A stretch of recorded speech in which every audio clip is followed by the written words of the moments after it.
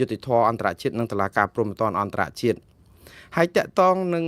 រឿងតុលាការយុតិធអន្តរជាតិនិងតុលាការព្រហ្មទណ្ឌអន្តរជាតិនេះគឺមន្ត្រីរដ្ឋាភិបាលក្រៅប្រទេសថាលោកហ៊ុនម៉ាណែតក៏ហក់បោកប្រាស់ប្រជាពលរដ្ឋខ្មែររឿងបណ្ដឹងនៅតុលាការព្រហ្មទណ្ឌយុតិធអន្តរជាតិនឹងហេតុអីបានជាមន្ត្រីបកប្រឆាំងឬក៏រដ្ឋាភិបាលក្រៅប្រទេសឈឺឆ្អាលនឹងរឿងការបោកប្រាស់របស់រដ្ឋាភិបាលអីយ៉ាងម៉េចព្រោះរដ្ឋាភិបាលកម្ពុជាតាមរយៈសាររបស់លោកហ៊ុនម៉ាណែតផងលោកហ៊ុនសែនផងឬក៏មន្ត្រីគណៈបកប្រជាជនកម្ពុជានិងអ្នកដែលអែបអបឡែបឡប់នឹងឃោសនិករបស់គណៈបកប្រជាជនកម្ពុជាម៉ោងណាក៏គេប្រាប់ថាបណ្ដឹងនឹងគេដាក់បណ្ដឹងហើយដាក់តាំងតែពីថ្ងៃទី15ខែមិថុនាឆ្នាំ2025មកម្លេះហេតុអីបានជាយើងមិនព្រមជឿថារដ្ឋាភិបាលបានដាក់ពាក្យបណ្ដឹងការពិតមិនមែនជាបណ្ដឹងទេយើងទាំងអស់គ្នាក៏ដឹងដែរនៅថ្ងៃទី15ខែមិថុនាឆ្នាំ2025កម្ពុជាបញ្ជូនសេចក្តីជូនដំណឹងប្រាប់ទៅតុលាការយុត្តិធម៌អន្តរជាតិ ICJ ថាខ្លួនគ្រងនឹងប្តឹងតកតងនឹងតំបន់មុំ3ប្រាសាទតាមាន់តូចប្រាសាទតាក្របីនិងប្រាសាទតាមាន់ធំតំបន់4នេះដែលកម្ពុជាជូនដំណឹងថានឹងប្តឹងបើទោះបីសេចក្តីជូនដំណឹងនឹងអត់ត្រូវការអីទាំងអស់នៅក្នុងប្រព័ន្ធតុលាការយុត្តិធម៌អន្តរជាតិមួយនេះព្រោះអីយើងអត់ចាំបាច់ទៅជូនដំណឹងអំពីការក្រងប្តឹងទេបាត់ល្មើសកើតឡើងយើងប្តឹងអត់ចាំបាច់ទៅប្រាប់ប៉ូលីសមេឃុំមេភូមិថាស្អែកខ្ញុំនឹងដាក់ពាក្យប្តឹងជូនដំណឹងមុនតែខ្ញុំនឹងដាក់ពាក្យប្តឹងអត់បាច់ទេព្រោះទៅក្នុងប្រព័ន្ធតុលាការបើអត់ទាន់មានពាក្យបណ្ដឹងគឺយើងអត់ទាន់បានប្តឹង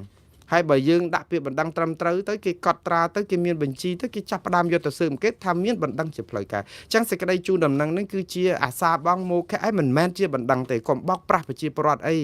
លោករងការបោកប្រាស់ប្រជាពលរដ្ឋនឹងច្រើនអាណិចពេកហើយអញ្ចឹងកាត់បន្ថយអាសាហ្នឹងក៏ល្អដែរប៉ុន្តែយ៉ាងណាលោកអ៊ុំសំអានគាត់សំអាងចេះគាត់ថាមកដល់ថ្ងៃទី16ខែមករាឆ្នាំ2026នេះក្រុមការងាររបស់រដ្ឋាភិបាលក្រៅប្រទេសផ្នែកច្បាប់ផ្នែកអីហ្នឹងស្រាវជ្រាវអស់ហើយនៅប្រព័ន្ធគេហទំព័ររបស់តុលាការយុត្តិធម៌អន្តរជាតិ ICJ ទៅរកមើលបណ្ដឹងដែលខ្មែរដាក់ប្តឹងគាត់ថាដូចទៅសំភ្លើងយ៉ាក់ទៅរមើលទៅរស្អីក៏តែមិនឃើញដែរព្រោះអីបណ្ដឹងដែលមានជាផ្លូវការអត់មានបណ្ដឹងរបស់កម្ពុជារឿងព្រំដែនថៃក្នុងសម័យឆ្នាំ2025នេះទេមានដែរតាំងពីយូរហើយមានតាំងពីឆ្នាំទសវត្សរ៍ឆ្នាំ60មានតាំងពីម្លងទសវត្សរ៍ឆ្នាំ2000ដែលមានរឿងប្រាក់ពហិរឿងអីហ្នឹងគឺធ្លាប់មានបណ្ដឹងចឹងមែនប៉ុន្តែបណ្ដឹងដែលកំពុងតែចាត់ការឲ្យដែលគេទទួលយកទៅមើលគឺអត់មានបណ្ដឹងតាក់ទងនឹងរឿងមុំ3ប្រាសាទតាក្របីប្រាសាទតាមាន់តូចប្រាសាទតាមាន់ធំដោយអ្វីដែលកម្ពុជាគ្រាន់តែជូនដំណឹងហើយខ្ញុំអត់ឆ្ងល់ទេលោកអ៊ុំសំអានអត់ចាំបាច់ទៅរកមើលនៅក្នុងគេហទំព័ររបស់ ICJ ឬក៏តុលាការព្រហ្មទណ្ឌអន្តរជាតិស្រុកយ៉ាណាទេគេគ្មានទៅចោះបញ្ជីអីអញ្ចឹងទេព្រោះវាខុសនីតិវិធីតុលាការយើងដាក់ពាក្យប្តឹងយើងទៅជូនដំណឹងខុសអានីតិវិធីហ្នឹងអ្នកណាគេយកមកចោះបញ្ជីយកទៅជួបតែកាឡាបញ្ជីគេមិនទាំងឲ្យថតរូបផងព្រោះដោយសារវាអត់មាននីតិវិធីគេធ្វើអញ្ចឹងកើតហើយយើងចេះតែចង់ស្អំចិត្តប្រជាពលរដ្ឋហ្នឹងយករូបថតស្រោមសបុតមួយស្លឹកហ្នឹងដើរទៅតុលាការនេះតុលាការនោះគឺថាទូងស្គរឲ្យធ្លុះស្គរអស់ដើម្បីឲ្យប្រជាពលរដ្ឋថាកម្ពុជាប្តឹងហើយលទ្ធផលគឺវាជាកំបិតចិត្តដងឯងទៅវិញទៀតអាបណ្ដឹងអត់បានដាក់ពាក្យប្តឹងតែដូចជាគម្រាមកំឡាថៃទៅថាណាកុំវាយខ្មែរប្រយ័ត្នប្តឹងដល់តែអត់បានដាក់ពាក្យប្តឹងផងគ្រាន់តែជូនដំណឹងគេវាយយើងខ្ទេចខ្ទីអានេះវាទៅជាកម្មពៀយើងទៅវិញទៀតចលោគេផងថាគ្រាន់តែថាចលោសាកមើលខ្លាចគេវាយយើងការពារចលោគេបងអើអានេះគេហៅលើកស្នាកំឡាក្អែកឥឡូវមិនមែនតែលើកស្នាក្អែកមកព្រួតខ្វាចខ្ញៅយកធ្ងន់ខ្លួនតែម្ដងបាទអាស្នាក៏អត់ក្របអត់ព្រួញអាធ្ងន់ខ្លួនគឺត្រូវគេវាយយកដីយើងអស់មក40ទីតាំងអញ្ចឹងទៅអានេះគឺជារឿងមួយដែលគ្រោះថ្នាក់មែនតើដោយសារអីទី1គឺការធ្វើនយោបាយប្រជាធិបតេយ្យទី2គឺធ្វើឲ្យប្រជាពលរដ្ឋនឹងលែងទុកចិត្តរដ្ឋាភិបាលលែងទុកចិត្តនឹងឲ្យជឿទុកចិត្តអីក៏លែងជឿដែរព្រោះតែជឿទុកចិត្តរដ្ឋាភិបាលថាដោះស្រាយបញ្ហាព្រំដែនអាម៉េចបើរឿងប៉ប៉ិនមេឃថាដាក់ពាក្យប្តឹងឥឡូវបណ្ដឹងនឹងគេរកអត់ឃើញសោះហើយរដ្ឋាភិបាលអត់បំភ្លឺអីទាំងអស់តាំងពីខែ6មកគឺ17ខែហ្នឹងហេតុអីបានជាតុលាការមួយនេះបើដាក់ពាក្យប្តឹងមែនហេតុអីគ្រាន់តែដំណឹងជូនដំណឹងសេចក្តីប្រកាសព័ត៌មានរបស់តុលាការ ICJ នេះប្រាប់ថាទទួលបណ្ដឹងខ្មែរតាក់ទងនឹងការប្តឹងភាគីថៃប្តឹងរឿងអីតំបន់ណាយកផែនទីអីមកប្រើមានមេធាវីប្រមាណអ្នក មេធាវីឈ្មោះអីតើភាគីថៃមានមេធាវីគេអត់គេប្រកែកយ៉ាងម៉េចគេរឿងក្តីហ្នឹងកាត់ថ្ងៃណាបើកជំនុំជម្រះសវនាការថ្ងៃណាវាអត់ទាំងអស់ចឹងហើយដល់ពេលចឹងប្រជាពលរដ្ឋគេឆ្ងល់ទៅយើងចេះតែថាដាក់ហើយសូមឲ្យជឿទុកចិត្តរដ្ឋាភិបាលលោកអ៊ុំសំអានប្រើឃ្លារៀងធ្ងន់បន្តិចដែរថ្ងៃនេះខ្ញុំជឿថាប្រហែលជាអស់ការខន្តីដែរព្រោះលោកដូចជាមួម៉ៅនឹងរឿងតុលាការរឿងមិនបានប្តឹងហើយកុហកថាបានប្តឹងទៀតអ្វីដែលលោកសរសេរនៅលើបណ្ដាញសង្គម Facebook របស់លោកនេះគឺលោករហូតប្រើពាក្យធ្ងន់ថាលោកហ៊ុនម៉ាណែតនេះគឺចង់និយាយថារដ្ឋាភិបាលនេះប្រើនយោបាយបោកប្រាស់ប្រជាពលរដ្ឋឲ្យជឿថាកម្ពុជាបានដាក់ពាក្យប្តឹងតែតាមពិតអត់បានដាក់ពាក្យប្តឹងខ្ញុំអត់ទាន់អានសាររបស់លោកអ៊ុំសំអានទេប៉ុន្តែខ្ញុំចង់ឲ្យជាគំនិតត្រេះរិះពិចារណាមួយសម្រាប់បងប្អូនទាំងអស់គ្នាមិនមែនតែនៅក្នុងជួររដ្ឋាភិបាលទេនៅខាងណាក៏ដោយគឺឥឡូវឧបមាថាសេចក្តីជូនដំណឹងជាបណ្ដឹងចោះកម្ពុជាឥឡូវតាកាលលើកមុនថាបើវាថាមិនមែនមិនដឹងហើយបើជាបណ្ដឹងក៏ដោយហ្នឹងយើងបើកាលមុនបណ្ដឹងបើយើងបណ្ដឹងគេតែប្រាសាទតាកបីតំនតូចតំនធំនឹងមុំ3ហ្នឹងហើយចុះឥឡូវ30-40កន្លែងដែលគេយកឲ្យឲ្យរដ្ឋាភិបាលប្រកាសជាឲ្យលរឹកថាគេយកទៀតហើយអាកាលដាក់ពាក្យប្តឹងដែលថាអត់មានបណ្ដឹងសោះជាការជូនដំណឹងកាលហ្នឹងយើងមានថៃមានតន់យកដីយើងបានណាយើងគ្រប់គ្រងទាំងអស់ហ្នឹងមិនមែនថាទាំងអស់ទេតំបន់ប្រាសាទតំនធំយើង5នាក់គេ5នាក់តំបន់ប្រាសាទតាកបីយើង2នាក់គេ2នាក់ទាហានយើងនៅល្បាតហ្នឹងព្រមគ្នាប្រជាពលរដ្ឋភ្លុកទឹកភ្លុកដីមួយថ្ងៃ10000នាក់ទៅប្រាសាទតំនធំដោយសារតែរឿងភ្លុកទឹកភ្លុកដីហ្នឹងឆ្លោះគ្នាផ្អើលពេញណាពេញណៃដូចខ្ញុំបាននិយាយចឹងថាបងប្អូនប្រជាពលរដ្ឋខ្មែរអាដីរបស់ឯងសោះប្រាសាទតំនធំហ្នឹងធ្វើដូចជាដីរបស់ថៃដូចថាទៅមើលហ្នឹងទៅមើលជាលើកចុងក្រោយដែលនឹងលែងបានមើលទៀតចឹងខ្ញុំគិតខ្លួនខ្ញុំទេឥឡូវដូចការគិតមែនគឺដូចជាងទៅមើលអ្នកទាំងអស់នោះប្រហែលជាគិតថាបើកុំបានភ្លុកទឹកភ្លុកដីទៅមើលកាលហ្នឹងម្ដងមួយថ្ងៃ10000នាក់ប្រហែលអត់ដែលបានឃើញប្រាសាទតំនធំទៀតផងម្ដងពួកគេលែងឲ្យចូលគេយកដាច់អីចឹងតែប៉ុន្តែបងប្អូនប្រាសាទតំនធំនៅតែជាប្រាសាទរបស់ខ្មែរទេបើសិនជាយើងដាក់ពាក្យប្តឹងទៅតុលាការយុត្តិធម៌អន្តរជាតិបើអត់ទេអាថ្កោលទោសអាថ្លែងសារអីហ្នឹងថ្លែងទៅថ្លែង100លានដងទៀតក៏គ្មានបានផលអីដែរព្រោះអីយើងបាត់ល្មើសចាក់ស្ដែងកើតឡើងយើងមិនដាក់ពាក្យប្តឹងទៅប៉ូលីសដើម្បីឲ្យគេស៊ើបអង្កេតដើម្បីឲ្យទាមទារជនប្រព្រឹត្តយកមកសងសំណងអីផងតើយើងមានអីដែលអាចនឹងជឿជាក់ថាថៃគេឲ្យមកវិញហើយឲ្យជឿជាក់យើងទៅហើយយើងទៅវិលចរចាជាមួយនឹងគូភាគីទៅចរចាជាមួយថៃទៅចរចាជាមួយចៅសំទោសខ្ញុំប្រើពាក្យដូចរៀងលើសលួសបន្តិចហើយសូមអធិស្ឋានតាមពិតគឺមែនតែនទៅគឺជាចៅមែនហើយព្រោះអីថៃនេះគឺគាត់មកឈ្លានពានយើងដោយបំពានបែបនេះវាស្មើនឹងចៅតាហើយយើងទៅចរចាជាមួយចៅដែលបានផលអីទៅព្រោះចៅគេដែលថាចៅមិនត្រឹមតែមិនថាចៅទេគេកំពុងតែកលៃអាព័ត៌មានដែលបានពីយើងហ្នឹងទៅជាសំទោសទៅជារបស់ស្របច្បាប់របស់គេអស់ទៅទៀតគេដាក់រូបបដិមាគេគេសង់ស្អីសពបែបយ៉ាងហេដ្ឋារចនាសម្ព័ន្ធនៅលើកន្លែងដែលគេបានគ្រប់គ្រងហើយយើងសង្ឃឹមថាអូចាំមើលដល់ពេលបន្តិចទៀតទៅយើងមិនអីទេអាទាំងអស់ហ្នឹងឈូសចោលវិញការគិតមិនងាយដូចការធ្វើទេបងប្អូនព្រោះអីអារឿងទៅឈូសចោលដីសម្បត្តិដែលគេធ្វើឲ្យមានរូបបដិមាប្រពុតអីវិញនេះត្រូវការពេលឆ្លោះគ្នាយូរទៀតហើយតែបើប្តឹងទៅធូរចិត្តព្រោះអីថៃដូចខ្ញុំនិយាយចឹងប្តឹងទៅតុលាការអន្តរជាតិនេះណាទាំងខ្មែរក៏ធូរទាំងថៃក៏ធូររដ្ឋាភិបាលអត់ឈឺក្បាលទេថាធ្វើម៉េចបើកម្ពុជាប្តឹងដោះស្រាយឡើងទៅតុលាការទៅអត់ត្រូវបាញ់គ្នាទេអាហ្នឹងហើយបើយើងនៅដោយសប្ងៃចរចាឡើងថៃអត់ព្រមតិចទៀតបាញ់គ្នា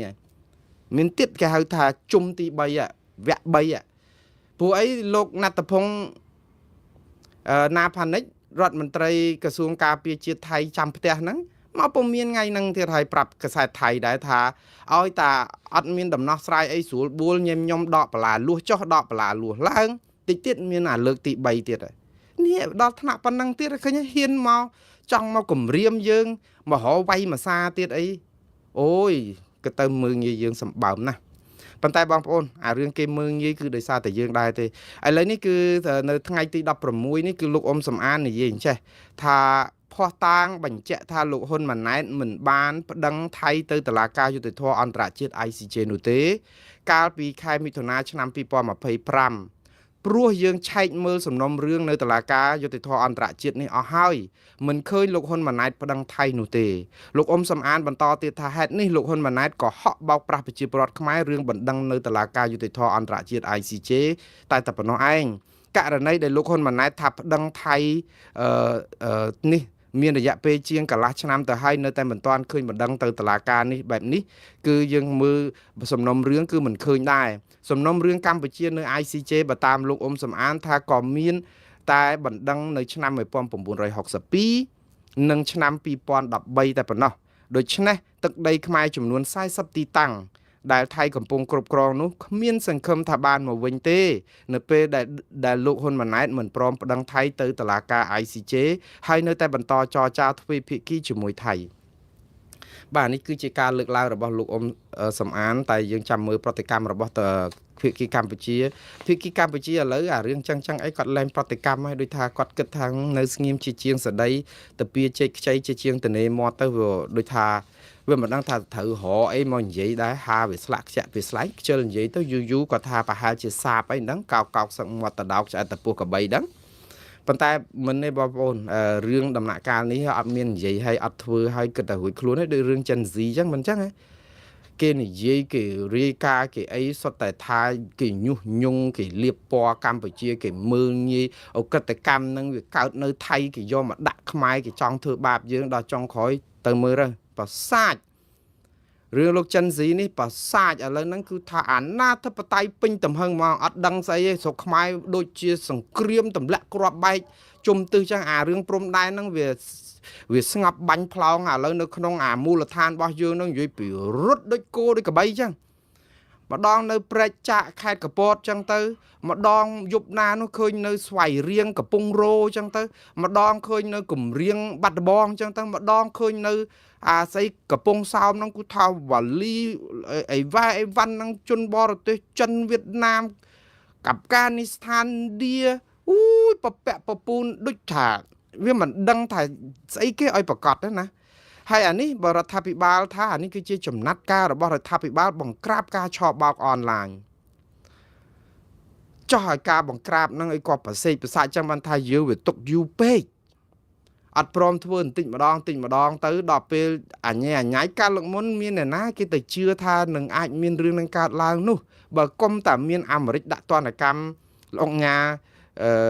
អ្នកអង្គការចិនស៊ីអង់គ្លេសសហគមន៍អន្តរជាតិប្រទេសជាច្រើនគេររឿងដោយទាំងកូរ៉េខាងត្បូងគេយកប៉ូលីសគេចុះមកដល់ស្រុកខ្មែរមកចាប់កបួចប្រជាពលរដ្ឋគេដឹកទៅវិញក្នុងដែនអធិបតេយ្យរបស់យើងបើតែមានកិច្ចសហការអីចឹងចិនក៏សហការចាប់អីបើគុំតែមានរឿងនេះចិនស៊ីហ្នឹងអត់ដែលបានចាប់បានទេហើយដល់ពេលចាប់ចិនស៊ីនៅស្រុកខ្មែរបើតាមអ្នករាយការណ៍របស់ជនជាតិចិនដែលសរសេរព័ត៌មាននៅខ្មែរហើយឥឡូវរត់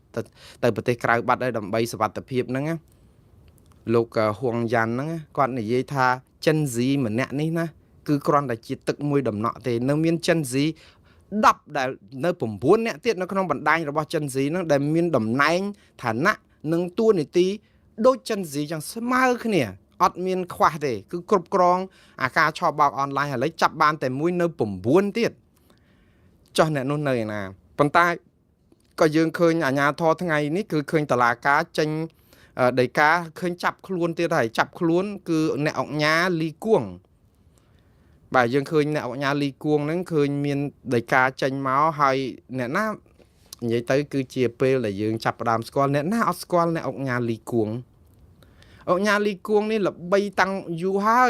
យតាំងពីឆ្នាំ2023ហ្នឹងមានសារព័ត៌មាន BBC គេចុះផ្សាយយ៉ាងផ្អើលតាក់ទងនឹងកាស៊ីណូឬក៏សន្តាគារបនលបែងមួយនៅកំពង់សោមនោះដែលគេចោទប្រកាន់ខាង BBC គេស៊ើបអង្កេតទៅរកឃើញថាម្ចាស់នៃកន្លែងបនលបែងឆបោកអនឡាញហ្នឹងគឺមានឈ្មោះលោកលីគួង ប៉ុន្តែលោកលីគួងនឹងបកែកមិនត្រឹមតែលោកលីគួងបកែកទេមានអាជ្ញាធរខេត្តបាត់ដំបងខេត្តបរសៃអនុកាលហ្នឹងអភិបាលរងគឺលោកឡុងឌីម៉ង់អញ្ចឹងបានលោកឡុងឌីម៉ង់ហ្នឹងមានឈ្មោះនៅក្នុងបញ្ជីខ្មៅរបស់រដ្ឋាភិបាលជាតិអាមេរិកនេះយើងចេះតែឆ្ងល់ថាហេតុអីបានជាឈ្មោះមន្ត្រីអស់ទាំងនោះមាននៅក្នុងបញ្ជីរបស់គេព្រោះហេតុអីបានលោកឡុងឌីម៉ង់ដែលទីជាមន្ត្រីអភិបាលរងក្រុងសោះអីហ្នឹងទៅមានអីឆបោកអនឡាញនឹងគេដែរគឺខ្ញុំទើបតែមើលឃើញឯកសារនេះទៅនឹងឃើញថាគាត់ធ្លាប់មានដាននៅក្នុងកាងការពារមិនឲ្យគេដូចថានិយាយទៅថាកាងការពារក៏ថាបានប៉ុន្តែគាត់ជាមន្ត្រីអភិបាលរងខេត្តប្រសិទ្ធអនុបែបនេះនៅពេលមានរឿងអីនៅក្នុងដែនអធិបតេយ្យសមត្ថកិច្ចរបស់គាត់ត្រូវតែលៀងខ្លួនដែរមិនអញ្ចឹងណាទៅថាមានការឆបោកអនឡាញអញ្ចឹងអាជ្ញាធរក្រុងប្រសិទ្ធអនុនឹងសុទ្ធតែជាប់ទោសទាំងអស់ហើយយើងធ្វើអីអត់មើលទេអញ្ចឹងវិធីដែលល្អបំផុតដែលកម្ពុជាធ្វើបានឲ្យជោគជ័យរាល់តដងដើម្បីបោកប្រាស់ប្រជាពលរដ្ឋហ្នឹងគឺនយោបាយប្រជាពិធគឺទាត់ចោលអាគេរាយការណ៍អីក៏ទាត់ចោលសិនណារួចខ្លួនណាតែយើងថាអត់គឺអត់ដែរគេគិតអញ្ចឹងណាអត់មានតែស៊ើបអង្កេតអីឲ្យស៊ីជម្រៅទេគេអ្នកកាសែត BBC នៅឆ្នាំ2023បែបម្លងប្រហែលជាខែមីនាអីហ្នឹងគេស៊ើបអង្កេតទៅគេឃើញគេចេញសេចក្តីរាយការណ៍មួយប្រាប់ថាលោកលីគួងណាដែលជាអុកញ៉ាហ្នឹងគឺមានដូចថាគ្រប់គ្រងសន្តាគារឬក៏បនលបែងអីអញ្ចឹងហើយមានអំពើឆបោកមានការធ្វើទរណកម្មមនុស្សជួញដូរមនុស្សអីអញ្ចឹងលោកលីគួងក៏គាត់ប្រកែកកាលពីឆ្នាំ2023ថាគាត់អត់មានតាក់ទងនឹងរឿងរស៊ីនឹងទេគាត់ថាគាត់នឹងជួលកន្លែងឲ្យគេអីអញ្ចឹងទៅហើយដល់ពេលលោកឡុងឌីម៉ង់ហ្នឹងក៏គាត់លើកឡើងថាការពារលោកលីគួងនឹងដែរថារកស៊ីនឹងគឺជាសុចរិតអីណាមិនមានការឆបបោកអីដោយការលើកឡើងអីចឹងអានឹងតាំងពីឆ្នាំ2023នៅពេលដែលអត់ទាន់បាច់រឿងចិនស៊ីស្អីក៏គេការពារបានតែអាជ្ញាធរថាអត់គឺអត់ដែរបាទឥឡូវលើគោកនៅពេលដែលគេចាប់លោកលីគួងយកទៅឃុំខ្លួនអ្នកអុកញ៉ានេះគឺមានងារជាអ្នកអុកញ៉ាណាបងប្អូនគឺបានព្រះមហាក្សត្រឡាយប្រហោះលេខាតែងតាំងពីអុកញ៉ាមកជាអ្នកអុកញ៉ានៅឆ្នាំ2023នឹងដែរហើយឆ្នាំ2023ហ្នឹងនៅពេលដែលលោកលីគួងបានងារជាអ្នកអុកញ៉ាហ្នឹងគឺវាគួរឲ្យភ្ញាក់ផ្អើលមែនតើគឺនៅពេលដែល BBC រកឃើញថាលោកណែលីគួងហ្នឹងមានជាប់ពាក់ព័ន្ធនឹងការឆបោកអនឡាញហ្នឹងគឺគ្រាន់តែBBC ចេញមកវាគួរតែមានការស៊ើបអង្កេតដកឋានៈត្រឹមអុកញ៉ានឹងចេញពីលោកលីគួងហើយអីចឹងដើម្បីសម្អាតខ្លួនគាត់អត់បានព្រះរាជក្រឹត្យពីព្រះមហាក្សត្រតែងតាំងឲ្យឡើងទៅជាអ្នកអុកញ៉ាមកកម្រិតកាន់តែខ្ពស់ទៀតនេះហើយកម្ពុជាយើងមិនទៅឈឺក្បាលអីរឿងការតែងតាំងឬបរមងារឬងារអីហ្នឹងទេព្រោះអាហ្នឹងតែយើងធម្មតាអុកញ៉ាតែជួយលុយរដ្ឋាភិបាលបង់ប្រាក់អីតែកន្លះលានដុល្លារហ្នឹងបានជាអុកញ៉ាហើយអ្នកអុកញ៉ាហ្នឹងយើងមិនដឹងប្រមាណទៀតទេគ្រាន់តែអុកញ៉ាហ្នឹងកន្លះលានហើយបង់ប្រចាំជាហៅថាប្រាក់ដើម្បីបានតួនាទីហ្នឹងណាប៉ុន្តែគាត់បានលុយអីក៏សន្ធឹកម្លេះដើម្បីបង់ហ្នឹងតែយើងយ៉ាងម៉េចយើងមិនដឹងថាអំពើរកស៊ីរបស់គាត់សុចរិតឬទុច្ចរិតយើងមិនដឹងទេព្រោះតុលាការអត់ទាន់បានរកឃើញថាគាត់មានពិរុទ្ធនៅឡើយទេគ្រាន់តែទើបតែចោទប្រកាន់គាត់ទេដូច្នេះគាត់មានទីតាំងបនលបែងឬក៏អីហ្នឹងដែលគេសង្ស័យហ្នឹងដែលមានឈ្មោះនៅក្នុងដីកាហ្នឹងហើយក៏គាត់ធ្លាប់មានដានអញ្ចឹងប៉ុន្តែរឿងនេះដូចខ្ញុំជម្រាបអញ្ចឹង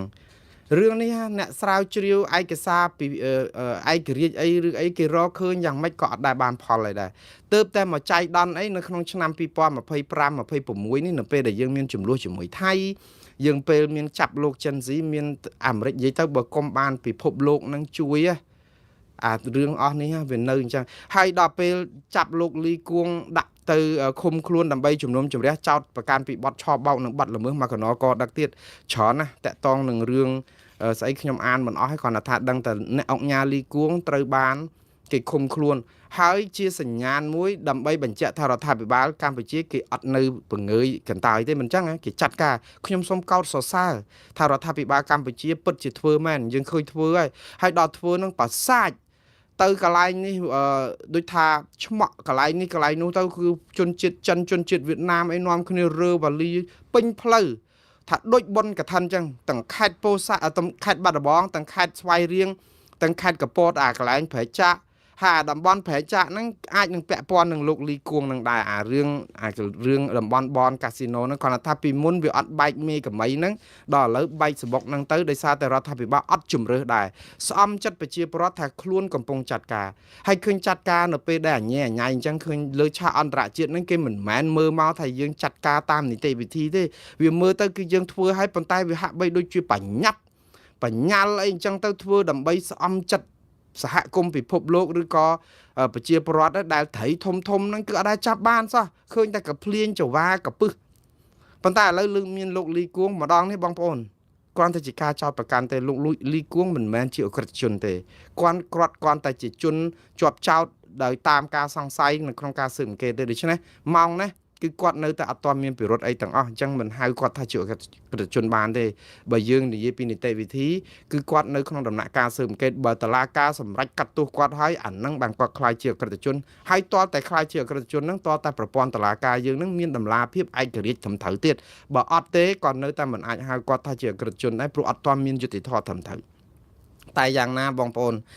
យើងឃើញការដោះស្រាយនេះគឺឃើញរដ្ឋាភិបាលខំដែរប៉ុន្តែខំរបៀបដូចថាបង្ខំណាដល់អញ្ចឹងទៅឃើញអញ្ញៃពេញទឹកពេញដីនឹងមនុស្សរត់ចោឆ្លេចាឆ្លាកដាលអាត្រៀតក៏មានបលឹមឡើងបើកភ្នែកមិនតាន់ក៏មានទាំងវងទាំងវាយអញ្ចឹងដូចថារកម្មភ្នែកមែនតើខ្ញុំជឿថារដ្ឋាភិបាលធ្វើឲ្យខ្ញុំសាទរក៏ប៉ុន្តែការដែលធ្វើនេះគឺវាហាក់បីដូចជាឲ្យផ្អើលបងប្អូនឲ្យគេមើលទៅឃើញថាយើងនឹងគឺសម្រុកធ្វើប៉ុន្តែការធ្វើដូច្នេះអត់សូវបានប្រយោជន៍ទេគេហៅថាវាយស្មៅបង្អើលពោះហ្នឹងគឺដូចយើងវាយបើយើងថាវាយបង្អើលត្រីឲ្យចូលលបអត់អីទេប៉ុន្តែយើងអត់បានត្រៀមលបទេវាយឲ្យផ្អើលត្រីឲ្យអស់ទៅអត់បានជាប់មងយើងផងហ្នឹងអាហ្នឹងក៏ថាពិបាកដែរតែយ៉ាងណាយើងចាំមើលតទៅទៀតបងប្អូនយើងទាំងអស់គ្នាជាសាក្សីរស់ហើយចាំមើលតើចំណាត់ការរបស់រដ្ឋាភិបាលកម្ពុជានេះគឺប្រកបដោយភាពស្មោះត្រង់ផ្លោះសហើយមន្ត្រីទាំងអស់ដែលមាននៅក្នុងបញ្ជីខ្មៅរបស់អាមេរិកនេះដែលមានមន្ត្រីរដ្ឋាភិបាលដោយទាំងលោកសសុខាលោកណេតសវឿនលោកហ៊ុនតូលោកលីយ៉ុងផាត់ឬក៏លោកអីផ្សេងទៀតមានកុកអានអីហ្នឹងចាំមើលយ៉ាងម៉េចទៅវិញមកចេញលោកលីគួងឯណាទៅវិញលោកលីយ៉ុងផាត់មនុស្សគ្រប់គ្នាគិតថាអ្នកដែលចូលក្នុងបញ្ជីចាប់ខ្លួនក្រោយលោកចិនស៊ីគួរតែលោកលីយ៉ុងផាត់ឬក៏លោកកុកអានឥឡូវតែចេញលោកលីគួងឯណានោះទៅវិញតែមិនអីទេបងប្អូនចាប់សិនទៅហើយចាំគិតទៀតប៉ុន្តែសុំរកនីតិវិធីដោះស្រាយឲ្យមានយុត្តិធម៌ទាំងអស់គ្នាមិនចំពោះថាលោកណាទេដើម្បីឲ្យអស់ចិត្តព្រោះម៉ោងនេះម៉ោងលំបាកឲ្យក្រុមគ្រួសារច្បាស់ជាភ័យរត់ខ្វែងដៃខ្វែងជើងមិនដឹងថាតើត្រូវខ្សែណាខ្នងណាឥឡូវខ្នងណាក៏ត្រូវប្រលះសិនដែរអាចពិបាកបន្តិចហើយព្រោះគេដោះស្រាយបញ្ហាគឺបានន័យថាទៅសិនណាអានេះគេហៅថាកង់កំពុងអវលជក់ចូលដាច់ចូលជើងប៉ះជើងដាច់ជើងប៉ះដៃដាច់ដៃហើយក្នុងរយៈពេលនេះព្រោះរដ្ឋាភិបាលកម្ពុជាអត់មានជំរើសទេគឺខ្ញុំចង់និយាយថាជំរើសនេះគឺផ្លូវតល់ច្រកឲ្យអញ្ចឹងត្រូវកាត់សាច់កាត់អីខ្លះអានេះតែយើងគាត់ធ្វើបានប៉ុណ្ណាយើងជួយសាទរគាត់បន្តទៅទៀតបាទឥឡូវនេះគឺបន្តទៅទៀតគឺព័ត៌មានតកតងនឹងរឿងឥឡូវខ្ញុំផ្អាករឿងថៃបន្តិចប៉ុន្តែថៃហ្នឹងគឺគាត់នៅមិនទាន់អស់រឿងដែរព្រោះប្រហែលថ្ងៃនេះគាត់ឡំប៉ាច្រើនតកតងនឹងរឿងអាមេរិកធ្វើទុកបុកម្នេញគាត់អីចឹងប៉ុន្តែមុននឹងចូលដល់អាមេរិកធ្វើទុកបុកម្នេញគាត់រឿងវីសានេះខ្ញុំចង់និយាយអំពីអ្នកឃ្លាំមើលសង្គមស្វាគមន៍រដ្ឋសភាកម្ពុជាដែលអនុម័តសេចក្តីព្រាងច្បាប់យល់ព្រមផ្ដល់សច្ចាប័នលើច្បាប់សមុទ្រឬក៏ UNCLOS ឆ្នាំ1982ខ្ញុំមែនតើក៏សាទរកម្ពុជាដែរដោយស្មោះត្រង់ព្រោះយើងត្រូវការច្បាប់សមុទ្រដើម្បីការពារដែនសមុទ្ររបស់យើងធ្លាប់មានកម្ពុជាធ្លាប់ចុះហត្ថលេខាទៅលើច្បាប់នីតិវិធីសមុទ្រនេះតាំងពីឆ្នាំ1983មកម្លេះប៉ុន្តែអត់ដែលធ្វើសច្ចាប័នទេបានន័យថាម៉េចបងប្អូនអត់ធ្វើសច្ចាប័នយើងមានច្បាប់ហ្នឹងយើងចុះហត្ថលេខាថាព្រមទទួលស្គាល់ថាកម្ពុជាក៏ជាសមាជិកដែរប៉ុន្តែយើងអត់ចុះហត្ថលេខាមួយទៀតដើម្បីប្រាប់ថាកម្ពុជាព្រមគោរពតាមយើងទទួលស្គាល់ថាច្បាប់ហ្នឹងល្អហើយអាហ្នឹងបើតាមអ្វីដែលកម្ពុជាធ្វើពីឆ្នាំ1983គឺយើងចុះហត្ថលេខាទៅលើច្បាប់នីតិវិធីសមុទ្រ UNCLOS ហ្នឹងមែនហើយក៏ប៉ុន្តែយើងអត់ដែលធ្វើបច្ចាប័ន អត់ចុះហត្ថលេខាដើម្បីឲ្យវាคล้ายទៅជាលិខិតតុបករផ្នែកច្បាប់ដើម្បីយកមកប្រើប្រាស់ក្នុងឆាកអន្តរជាតិពេលមានចំនួនដែនសមុទ្រជាមួយវៀតណាមឬក៏ជាមួយថៃអីទេគឺ42ឆ្នាំហើយ4ទសវត្សរ៍ជាងហើយតែយើងអត់ដែលបានធ្វើបច្ចាសច្ចាប័នហ្នឹងសំទោសបច្ចាប័នគឺរឿងផ្ទេរអ្នកទោសផ្សេងទៀតទេសច្ចាប័នគឺចុះហត្ថលេខាយល់ព្រមឲ្យคล้ายទៅជាលិខិតតុបករច្បាប់នៅក្នុងប្រព័ន្ធច្បាប់កម្ពុជាដើម្បីពេលមានការអីយកមកប្រើពីមុនអត់ដែលធ្វើអញ្ចឹងបានន័យថាវាមានតែនៅក្នុងក្រដាស់តែយើងអាចយកមកអនុវត្តវាអីបានដើម្បីទប់ជាមួយថៃជាពិសេសរឿងកោះកុដហើយរឿងនេះគឺជារឿងល្អខ្ញុំកោតសរសើររដ្ឋាភិបាលកម្ពុជារដ្ឋសភាដែរដែលថាទុំចូលយូរពេកដូច្នេះរដ្ឋសភាគ្មានជំរឿសអីធ្វើអាហ្នឹងទៅដើម្បីស្អំចិត្តប្រជាពលរដ្ឋដែរថាខំដែរកុំឲ្យថាបរាជ័យជាមួយថៃរឿងទឹកដីព្រំដែនគោកឥឡូវកម្ពុជាក៏ខំប្រឹងពង្លឿនអាការដែលអនុម័តសេចក្តីព្រាងច្បាប់អំពីការយល់ព្រមប្រើនីតិសមុទ្រឬក៏ UNCLOS នេះចូលនៅក្នុងប្រព័ន្ធច្បាប់ខ្មែរអញ្ចឹងទៅប៉ុន្តែបងប្អូនសភារដ្ឋសភាអនុម័តព្រមឲ្យបញ្ចូលខ្លឹមសារនីតិវិធីនីតិសមុទ្រនេះចូលមកប្រើប្រាស់ជាលិខិតតុបករអន្តរជាតិឬជាតិដើម្បីដោះស្រាយរឿងសមុទ្រមែនប៉ុន្តែយើងត្រូវការនីតិវិធីផ្សេងទៀតគឺត្រូវការទៅព្រឹទ្ធសភាត្រូវការព្រះមហាក្សត្រឡាយពហោះលេខាទៀតដូច្នេះដំណាក់កាលនេះមិនដឹងថាលឿនប៉ុណ្ណាទៀតទេព្រោះជាទម្លាប់បើដកសញ្ជាតិវិញគេធ្វើតែប្រហែលម៉ោងនេះមួយថ្ងៃហ្នឹងគឺធ្វើឲ្យហើយដោយពិធីអាពាហ៍អញ្ចឹងពីព្រឹកដល់ល្ងាចចប់គឺរៀបការហើយផ្សំតនេកហ្មងអាហ្នឹងស្រួលហ្មងអារឿងដាក់ដកសញ្ជាតិពួកបពប្រឆាំងអញ្ចឹងណាប៉ុន្តែអារឿងនេះគឺ42ឆ្នាំហើយទើបតែអនុម័តនៅថ្ងៃនេះជាប្រវត្តិសាស្ត្រដែរប៉ុន្តែតើនឹងលឿនប៉ុណ្ណាតើព្រឹទ្ធសភានឹងអនុម័តលឿនប៉ុណ្ណាព្រះមហាក្សត្រឡាយពហោះលេខាប៉ុណ្ណាយើងចាំតាមដានតទៅទៀតបាទតែយ៉ាងណាខ្ញុំក៏សាទរក៏សប្បាយចិត្តដែរព្រោះអីវាបានជាលិខិតតុបករមួយជួយព្រោះអីយើងកំពុងមានរឿងសមុទ្រនឹងជាមួយថៃសម្បើមណាស់បងប្អូនជាពិសេសតំបន់កោះកុដហើយរឿងដែលឈឺចាប់ចុងក្រោយគេបងប្អូនប្រហែលចាំហើយមិនអញ្ចឹងណាកាលពីថ្ងៃទី6មករាថៃបានរឹបអូសទូកនេសាទខ្មែរពីតាហ៊ានជើងទឹកថៃចាប់ទូកនេសាទខ្មែរក្នុងដែនសមុទ្រកម្ពុជាបងប្អូនថៃគេចោទថាយើងឆ្លងចូលក្នុងដែនសមុទ្រថៃហើយទូកនេសាទនេះមានខ្មែរយើង4នាក់ដែលជាអ្នកនេសាទដែលចូលទៅគឺតបថៃដែលគេពងអាលបាតព្រោះគេពងអាព្រួយបារម្ភពីរឿងយើងជ្រៀតចូលអាចរំលោភដែនទឹកគេទៅទូកនេសាទទៅមានស្អីបាញ់នាវាចម្បាំងថៃបាននោះ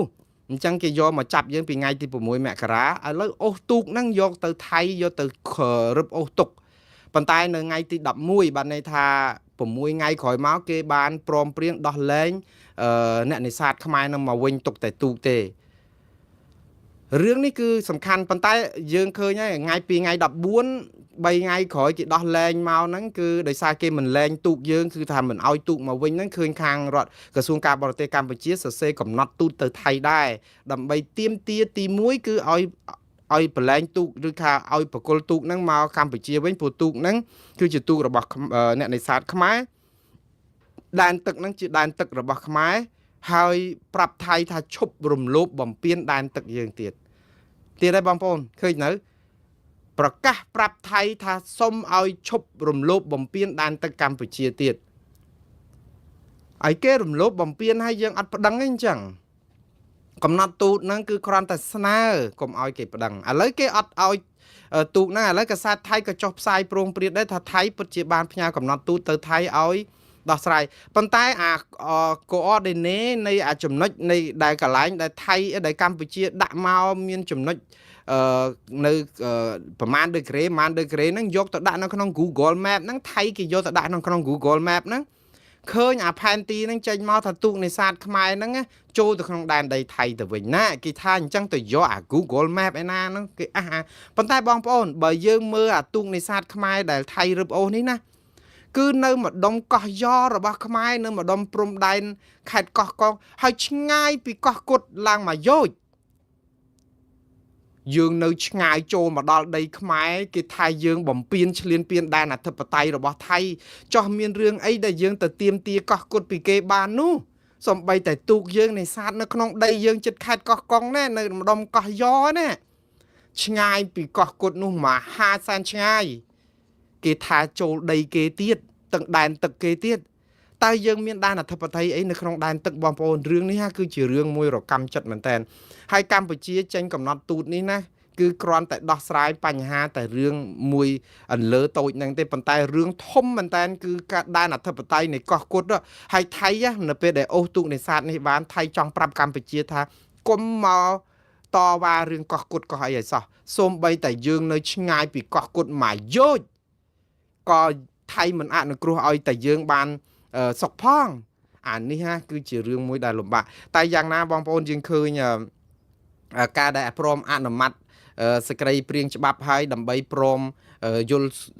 ព្រមអំពីនីតិសមុទ្រ UNCLOS ឆ្នាំ1982នេះក៏អាចជាលិខិតទុបករមួយសម្រាប់ខ្មែរយកទៅប្រើប្រាស់ដែរបើមានរឿងអីរឿងកោះកុដអាហ្នឹងយើងកោតសរសើររដ្ឋាភិបាលថាមានឆន្ទៈមួយក្នុងការមានរបស់ចប្រើដែរវាយូរពេកក៏ដោយក៏ប៉ុន្តែយ៉ាងហោចណាស់អនុម័តអាហ្នឹងឲ្យលឿនហើយបើបានច្បាប់នឹងភ្លាមចេញជាធរមានភ្លាមសុំប្តឹងគេទីកោះកុដយើងវិញផង